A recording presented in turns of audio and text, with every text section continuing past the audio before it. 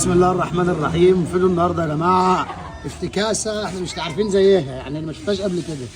النهارده جالي المكنه دي معمره، الباشمهندس حاطط ايه مكان دي، يعني دي مصفى المفروض بتركب هنا، المفروض دي مصفى بتركب هنا كده، دي مصفى بتركب هنا.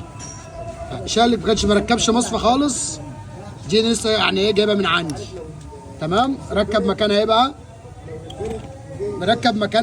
مركب مكانها سلك مواعيد. طب حد عنده يعني سيب لي في التعليقات رايك، يعني هو حاط سلك مواعين علشان مكان المصفى. شايفين سلك المواعين قد ايه؟ بصوا اهو. المفروض ان هنا في ترومبه زيت جوه، هنا في مصفى عشان ما تدخلش اي رواسب للترومبه عشان ما تتكسرش، فهو حاطط سلك مواعين. لو الاختراع